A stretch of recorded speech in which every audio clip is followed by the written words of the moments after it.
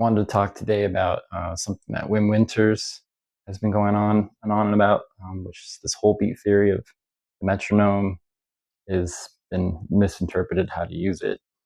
And basically, the whole canon of classical music is being played twice as fast as it should be played. And the idea comes from that the metronome was modeled after sort of conducting, and this, well, not conducting like an orchestra per se, but when you guide music, it's sort of a strong beat, weak beat. So excuse everything's gonna be backwards, but excuse that for a second. So it's 1 and 2 and 1 and 2 and the idea is, instead of that's what the metronome is modeled after. It's 1 and 2, not 1 1 1 1. So what happens when you sort of gauge everything from 1 1 1 is everything gets twice as fast, right?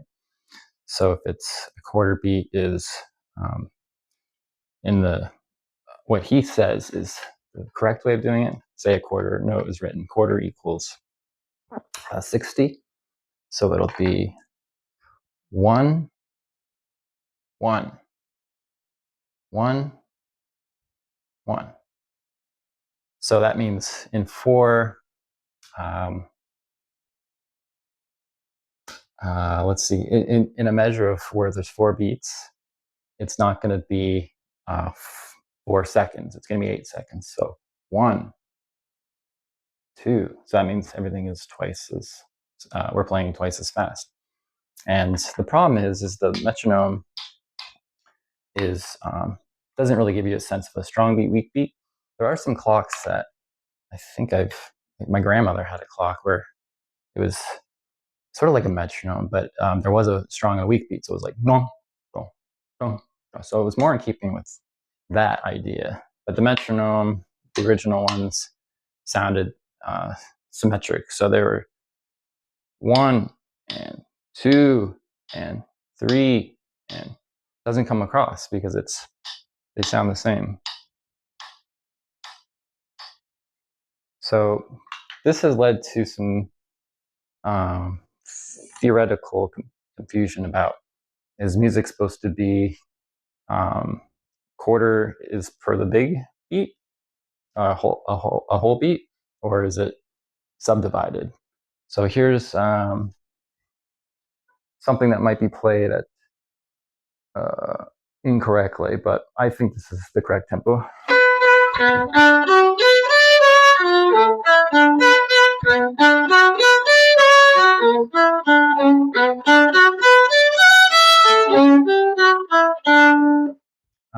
According to the Dutchman Wim Winters, it should be more like this.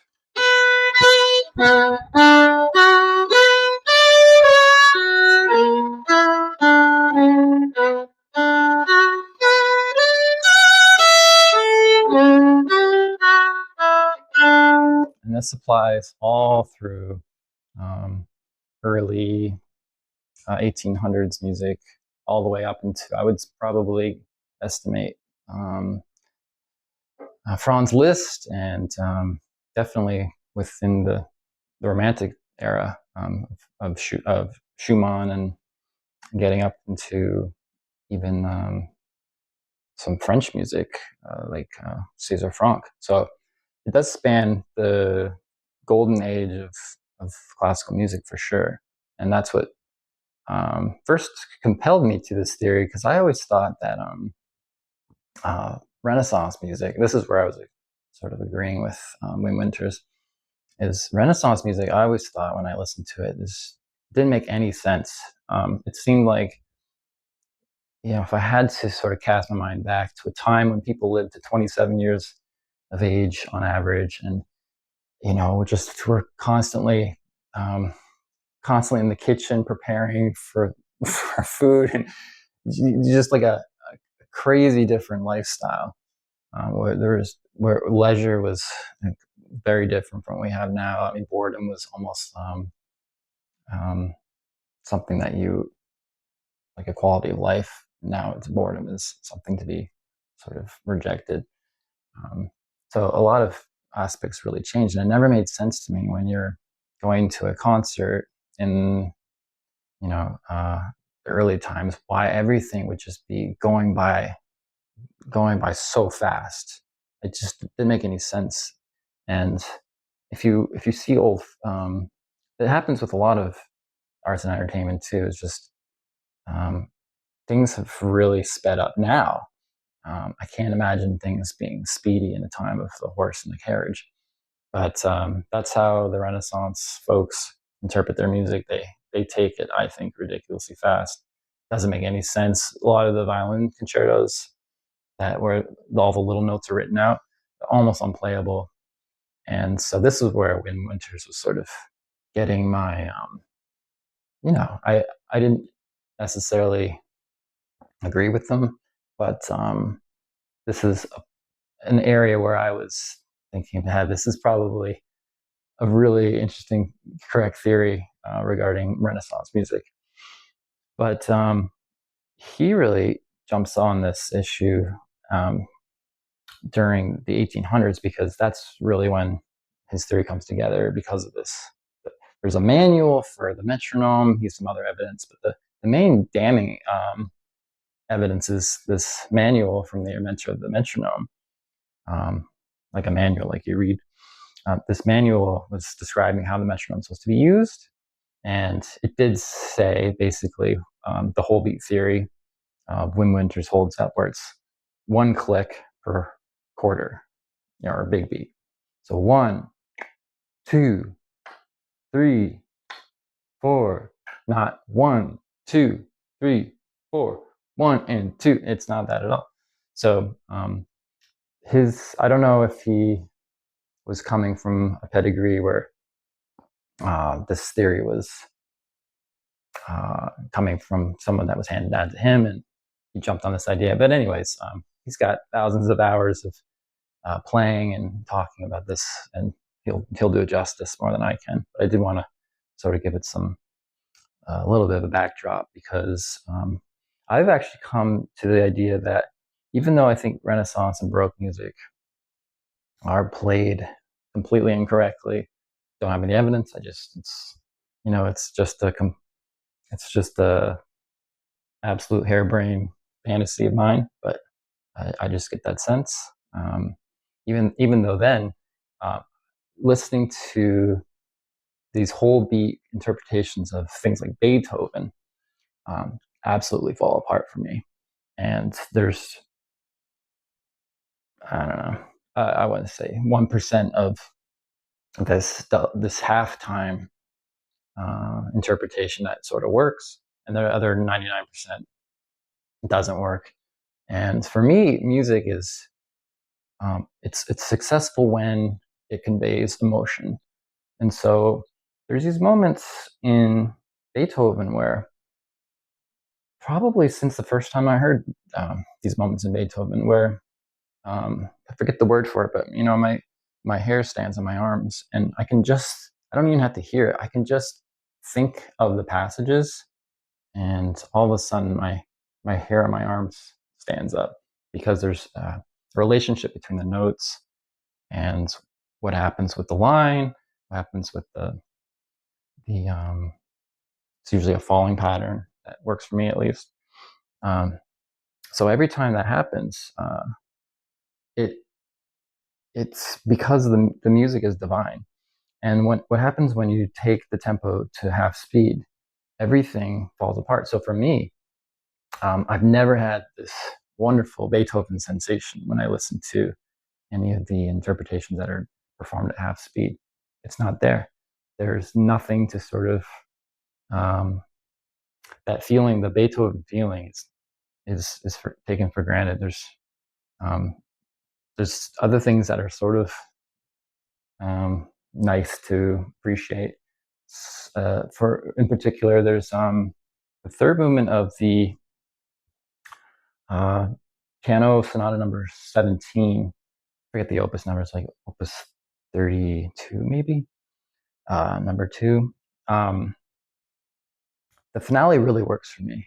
I always thought that was performed way too fast, It's I don't know. This tempo is probably not the modern nor the Wim Winters in interpret speed, but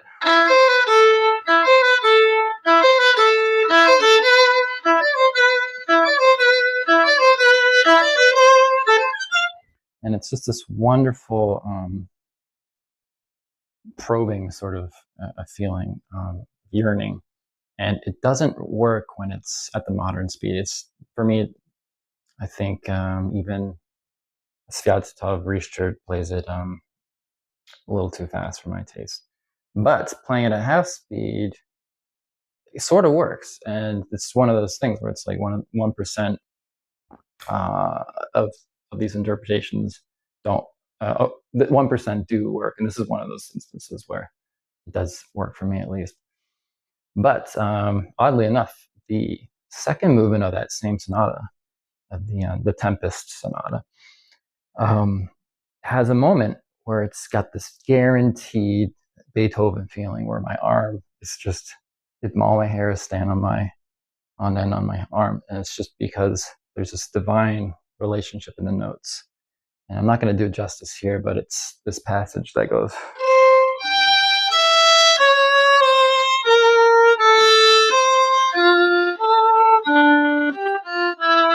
No, I'm sure, like, it probably does nothing for you because I'm hearing the piano part in my ear, and I my whole body gets shivery. Doesn't work when it's half speed. I don't know. It should work. I'm thinking about the same notes.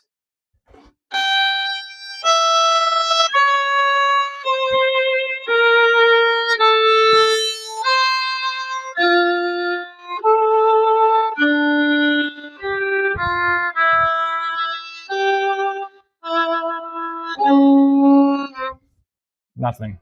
It's just notes. It's academic. There's no relationship between notes. Every note is independent of the other note. It's really the structure. It's there's if music is like a molecule, this is just atomic. There's atoms here, here, here. There's no structure. And what makes Beethoven beautiful is the fact that there is a DNA, there's a structure, and it's the relationship between these things that makes these wonderful moments in music. So I just wanted to say that I love these forensic dives in music. I always break up. I'm not too opinionated, actually. I would love for these things to be proven one way or the other one day. That would be incredible. Not going to happen. It's never going to happen. But just wanted to share both my support for Wim Winters, his thesis on this, and also my complete